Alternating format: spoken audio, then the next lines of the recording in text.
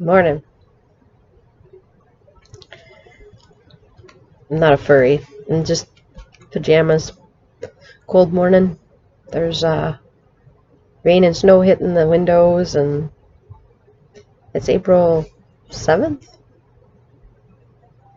Yeah, April 7th, 2020. I'm in the north of America. I'm thinking a lot about the kind of personality out there that I'm concerned about. That personality is focused on getting what's theirs, not the big picture. It's more of a mindset of like a young teenager. And unfortunately, I feel like a lot of our grown men and women in all age groups, all age categories have been let down. I'm not pinpointing just a certain kind of person, I'm pinpointing a certain mind frame that many people have. It seems that their mothers just didn't cuddle them. They didn't hold them. They didn't let them hang out with them. Their fathers may not have been there. There may not have even been a father to be a good role model. And if there was, he may have been of that same mindset and never have matured fully. Just because you have a penis and a vagina and you can make children doesn't mean that you should. Me being one of those people, I went and had 8 children thinking that I was an adult and I could handle it. And in the process of every 2 years having 8 children, I didn't have enough time for the last born. And then there was a point where I didn't have enough time for 2 of my kids because twins were born. And those 2 were kind of forced to create their own rules and their own world based off of their older sister and brother's structures rather than my structure. And yeah, I did really well with my oldest. My ex-husband helped in making sure that she was raised with all age groups. In fact, she was probably around more geriatrics than anything. And then our son was raised with geriatrics and of all age groups, and he was just very discerning on his own, very particular about who he spent time with, and so on.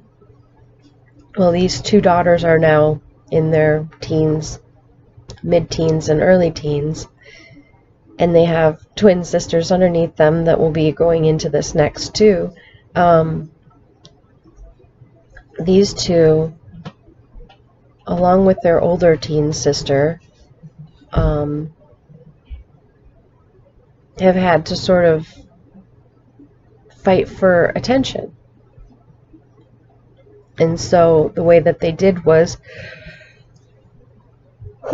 each in turn went to not knowing who they were, having an identity crisis, changing their names, and demanding that we show enough attention to them so that they are recognized. And that's normal for a teenager to feel like they need to have an identity. I get it. But it's not healthy in the fact that they didn't feel like they were being recognized. And so I recognize it, I see it, I am focusing on it. They will get their 100% in their own chunk. I can spread them out over the week. Each child can have their own me and them time. Sorry, I just woke up. But I know that with my 8-year-old, if I spend one-on-one time with her, she is more likely to try the foods that I eat. She's more likely to try the drinks that I drink. She's more likely to take the vitamins that I take, and she's more likely to try for all of these things, try things that I like, try sports or activities or TV shows that I like. She's more likely to try them. Doesn't mean she'll like them, but exposure is what we want. We want our kids to be exposed to broccoli and spinach and onions and vitamins and tea and honey, and not just sugar, not just simple plain zero health things. We want them to open up their palates, right? Your palate, like a paint palette, but it's your tongue. And with my teens, they don't want to try things that I like. They don't care to even sample them. Like, walls, don't want to hear it. Because obviously I've done that to them about the things that they've found interesting. Because I'm too busy, or I'm... Huh? What? Were you talking to me? Oh, wait, come back. I'm sorry. Come back. Oh, well. That's what they got. I'm admitting it here and now. Because after they were born, it was 2008, I think. That's when I think I went onto Facebook, somewhere around 2007, 8. I was on Facebook for a few years on the computer, and usually I would get up in the morning like I am right now, and I would go on my computer and work on that until about 9 and then wake the kids up. So they didn't see the computer, and then I got a tablet. And I was on that tablet drawing. It was like taboo had been opened up. And yeah, I knew I was kind of shirking on my family when the house turned into a wreck. When the kids started getting into fights all the time. Yeah. Kids were fighting. Things like that.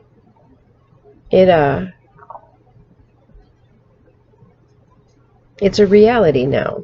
I see it. And so yesterday I called myself out right there in the kitchen. All right, look. I can see it now. You too are the loudest. You too are the ones that are obviously hurting the most. You too have been forgotten. I am aware now. I see this. I see this, and I change it right here and now. Can we go do something together? For sure. Let's go do something together. I can't believe it's snowing out. I thought it was supposed to be a beautiful day today. I just got a longboard yesterday. I want to try it some. I got to try it for an hour yesterday.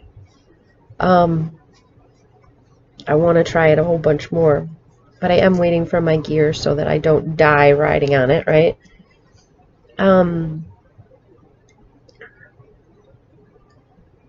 Back to this person though, like my daughters are in their early teens, so I'm recognizing this personality trait. They're hurting, and they're putting their feelings into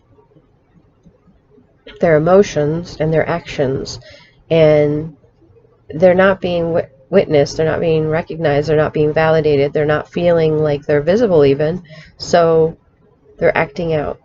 And they're not able or capable of thinking of too far beyond their little circle of friends or their circle of friendships and family. They're not really able to think about how if they mingle in society, they're going to make someone sick. At least they weren't before. And through spending time together and speaking with them and showing them some of the news and just being honest with them, I've included them, and now they've made the decision that they would like to not be giving this to someone right now.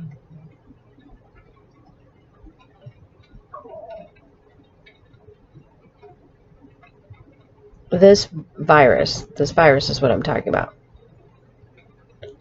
And I think that a lot of the population in America is of that tween mentality, teenager, early teen mentality that, they were raised and then they weren't loved as much as they needed, and so now, they're just hurting. And so they can't recognize that anyone else could be hurting like they're hurting. It's just me hurting, I'm hurting. You out there, what you feel isn't as bad as this. You can't understand. And not trusting anyone to understand, because no one did understand as they were growing up. And I was one of those people, though. Up until just a couple years ago, I was of the mindset that I knew what I was doing. I knew what this world was all about. I knew what was best for me. I knew that my pain was worse than anyone else's. I knew that my burden was heavier than anyone could ever imagine. I knew that I took on too much. I knew all these things, right? And I was hurting from a place of deep, deep childhood pain, recognizing that I wanted someone to feel that pain too, and that someone would be my mother. But she's already got her own pain from what she went through with her father and her mother. And I didn't really get a whole lot from my father myself, but I had a whole lot from my stepfather. And he is actually one of those people that is of the mindset that I actually don't know for sure what his true mindset is.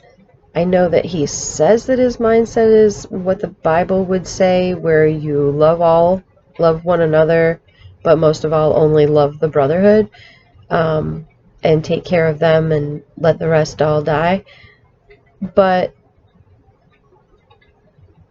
there's this mentality that is all for one and only one for all. Meaning, no, that doesn't work. All for one. Like, everybody help me, but I'm only going to help me. I'm not here to help you. That's kind of the mindset. And that's very normal in a 13-year-old, in a 15-year-old. That's totally normal, but not in a 20-year-old male, female, not in a 30-year-old male or female. That's actually very retarded thinking, slowed down. That's not matured yet. It is definitely not one that is inclusive like we need, one where we involve everyone. This mentality is hoarding. It keeps piles and piles of things, be it money, food, toys,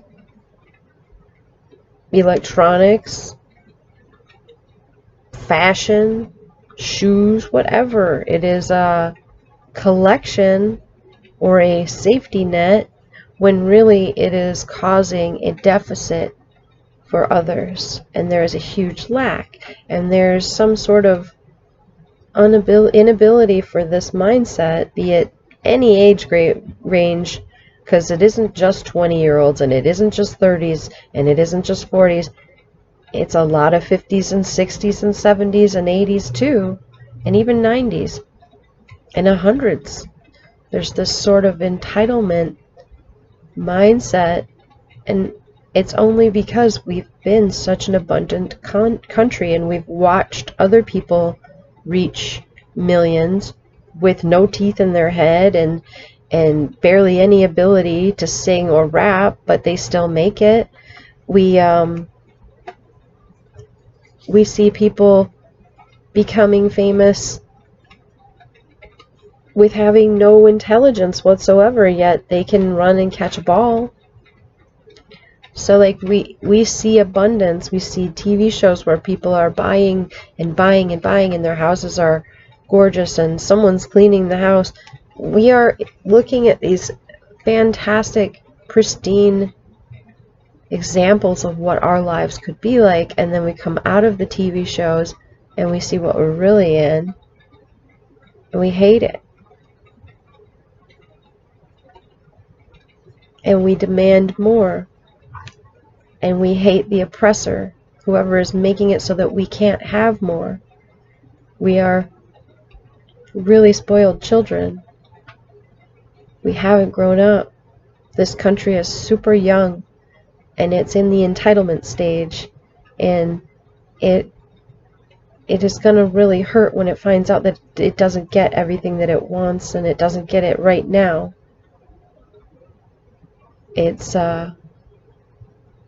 been really hard for me to get over.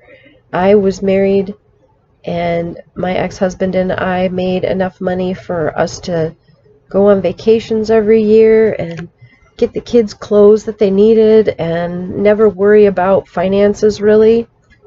We had enough of everything, and when we wanted anything, we just sent away for it or went and got it and had it that day. We didn't have to wait. We didn't have to wait long, and if we wanted it tomorrow, we could pay for it and get it tomorrow. And we didn't think about who we were causing to suffer. I have a backyard full of the stuff that we bought. Been in this house for 20 years now. Like, next year it'll be 20 years. We have been an abundant society, and now we have abundance diseases. We have kids who are so bored that they're cutting themselves. Their parents aren't even able to, and this is me too. My kids were doing this. I was too busy. I was too wrapped up in a whole bunch of shit. One of my kids was parkouring, and not only parkouring, but like putting himself in serious danger for the laughs and shits and giggles and the money from whoever was willing to pay him for doing crazy shit. As a parent, this mindset that has been passed down, I recognized it when I was a kid. Adults were exhausted with us. They didn't want to have anything to do with us. They were bored with kids. They were like, what are you talking to me for? Or that joke, try again. These were not encouraging adults. These adults were competing with us kids.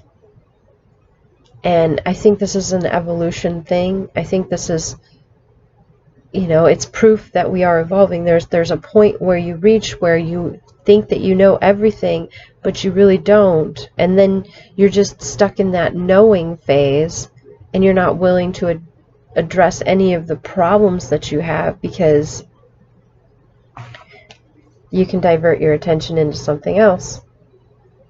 I'm not doing anything. But you can that was an example. You can divert your attention. You can get lost into your world rather than address those issues. Coming from my family, it was just drop it. That's what we were told. Just drop it. Drop it. And we'd be like, but I feel this, but drop it. Okay? You know, so there's this mentality that you just drop it, which means shove it down, stick it in yourself. You don't get to have any validation, and how you feel really doesn't matter. Just drop it. I don't want to talk about it anymore. And we're not coming back to it later. You know, that's the mindset that a lot of our parents have had, and a lot of us parents have done to our kids. And I see this shit that my uncles would share growing up. One of my uncles had kids, and they put them in daycare, and they put them in school, and they were all about socializing, and yeah, that's good and well. But then there was this way of thinking that was like, get out of my face. Let me have my time. You're a kid. Go on. You do your own things. We do ours. It was a separation between the two. Like, the kids got to a certain age, and then they wouldn't understand. They couldn't understand until they're old enough to drink, and then now they're in the fold, and now it's okay. And nobody addresses the fact that you didn't want me around when I was a kid. Why? And when I was a kid, all you did was yell at me. Why? This is perceptions that I've witnessed. These are perceptions that I've experienced. These are my own and my loved ones' own experiences that I'm using for explanation, if you will. This mindset that our leader even has. Unfortunately, he was not given any chances to learn some lessons hard. He never had any hard knock lessons. He's never experienced what we are ready to experience. He's never experienced what we are experiencing right now. He's completely acting like this isn't happening. He's out golfing. And I'm not making that up. He's not wearing his mask in public. Like, he is endangering other people's lives. He does not want to do it. It isn't for him, he says. Right, it isn't for him. It's for others. If he doesn't care if he gets it, then he can get it. That's fine. But he is of the age group that's in danger of not making it through. So maybe he shouldn't be hobnobbing and gobbling everywhere. Sorry it's so grainy. It's really rainy outside, and all I have is this fluorescent lighting.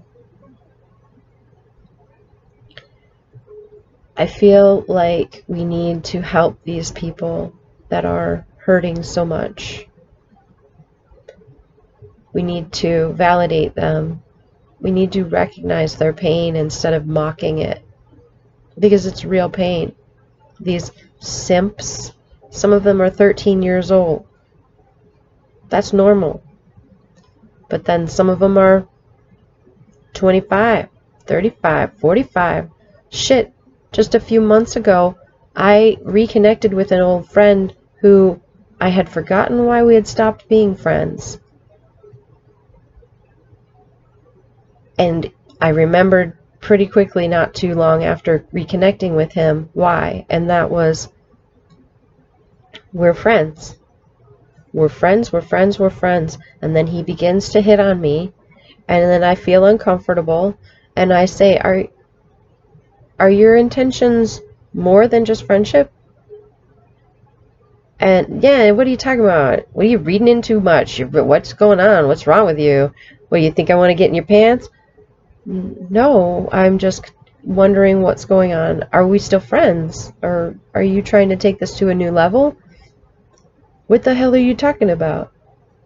Okay, I'm sorry. I totally misunderstood. I thought when you said you wanted to shag me, that meant that you wanted to shag me, but I guess you don't want to shag me, right? And then, ha ha ha ha ha, laugh it off. And then next time we talk, there's more sexual innuendo. And then more sexual innuendo, and then I said, are you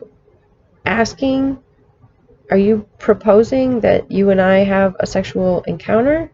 Because I was under the impression that you were happily married. And he said, my wife can't dictate where I go and what I do, and she loves me no matter what I do. So it's an open relationship. And I'm like, okay, well, cool, but I'm not privy to it. I'm not interested. Boom. Just like way back in the 90s. He started screaming at me. He started calling me a bitch and a whore and a slut and a cunt. And you can just name it all off. Isn't that what a simp is? Someone who can't take the friend zone. And then when they're, like they pretend they're in the friend zone and then they hit you with the sex. And when you reject it, they hate your guts. This is a grown man in his late 40s, maybe even his 50s. Yeah, he's in his 50s. We called him Grandpa back in the 90s. There's a lot of pain in that person, and I couldn't fix it, and I sure as hell didn't want to get fucked by it. Oof. So much anger and so much resentment towards females, or this female in particular. And what's the assumption? That just because I'm single, I'm dying to get into bed with somebody? That's highly not the case. I'm not looking. I'm not interested. Look at me. I don't need anybody. I'm good. I've had somebody for long enough, and you know what? I'll wait until I find the right one rather than just taking anyone. But we'll go back to my whole initial thing. These our fellow beings are suffering. And in their suffering, to be acknowledged and validated, they're going to hurt a lot of other people. And it may be too late for them when it's all over. They may never get to learn their lesson. Or it may be such a hard thump that they don't get it. I feel like a lot of you are believing that this is just going to go back to normal after this month. That we're going to go on vacations and we're going to be working and everything's going to be normal again. And I don't want to be like a predictor of the future, but the way I'm seeing things unfold, I'm seeing abolition of things, and I'm seeing leaders creating whole new worlds of hurt and tons of rules. I'm seeing the possibility of a great change, and great change often comes with great pain. You mothers know that. We had babies. And even you fathers, when you've had a giant shit. Great change, man.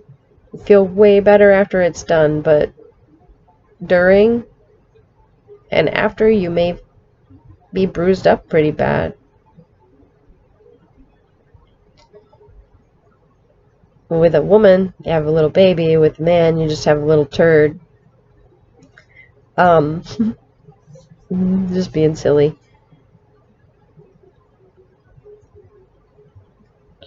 Yeah, our current situation is in desperate need of a whole lot of loving, kind people who can just look over and not take anything personally, and, staying safe and social. Because when you're faced with people who are in this fight or flight mode, everything is personal to them. Everything. And if we can recognize people in fight or flight mode we could soften what's going on. I'm concerned about all of this, Monday, Tuesday, Wednesday, Thursday, whatever day, you just kind of get lost in what day it is, and you're not having a routine, and there's people that are just unemployed and they don't know what to do with their time. Idle hands are the devil's playground, right? And what do we do when we're bored? Sometimes, like my daughter's teenage friend, we take pills and steal our parents' car and take a drive. But what about adults with that same mentality?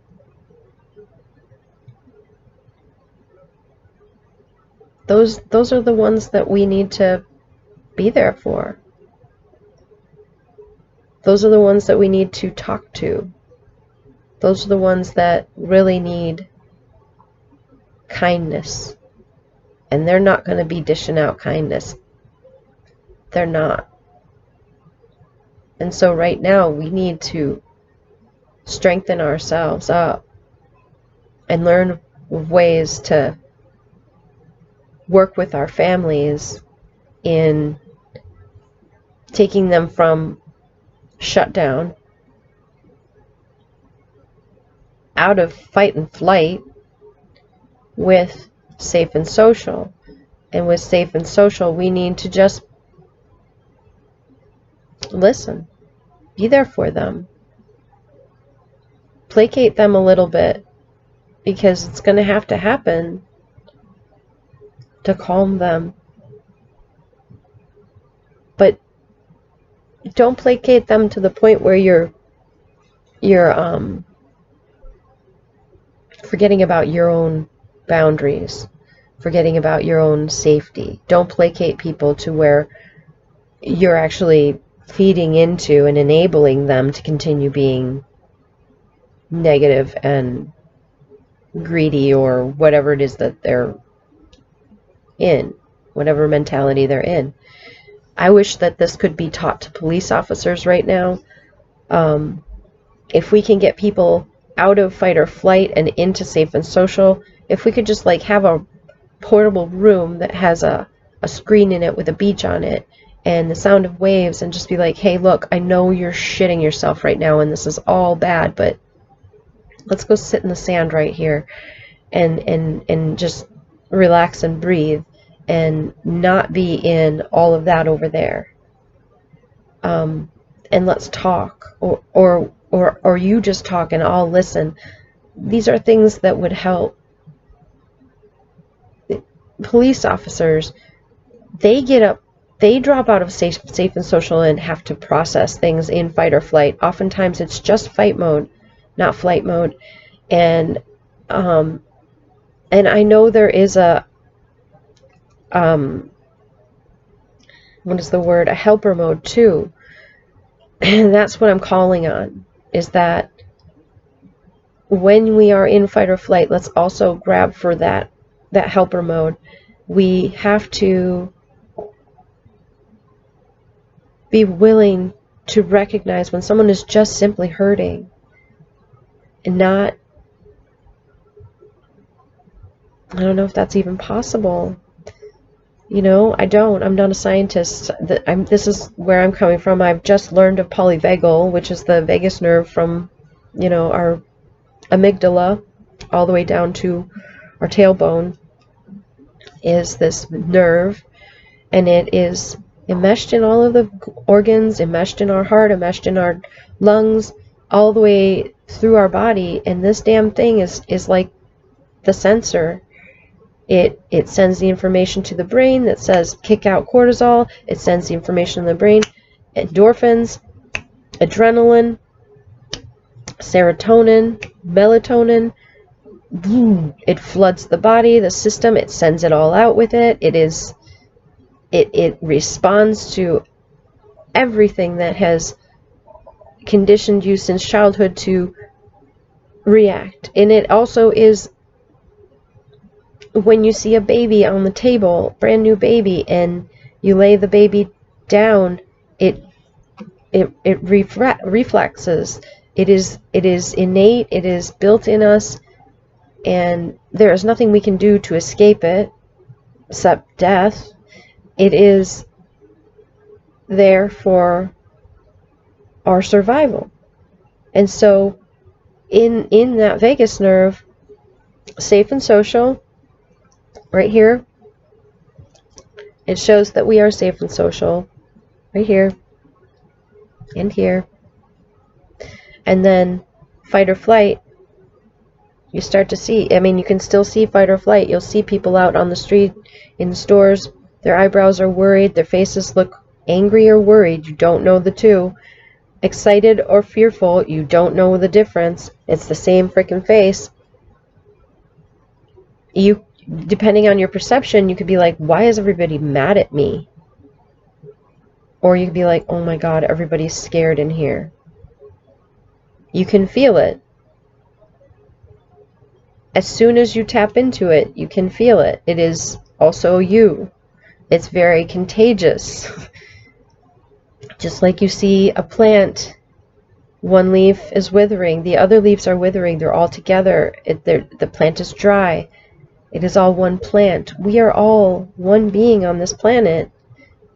It is contagious. Fear is contagious. Excitement is contagious. What happens when you hear, whoa, in a group? You know, you're looking to find out who's making that noise. You're excited by it. You got to find out, is it fear? Is it, you know, what are they yelling about? You want to know. That's our vagus nerve reacting. It is primal. It is basically what lizards run on. They have that, what's that? Get out of here. Or, oh, what's that? Go see it. You know, it's primal. It's our original program, and we have therefore built upon that and created these bodies upon everything. Time to wake up the kids. I love this alarm.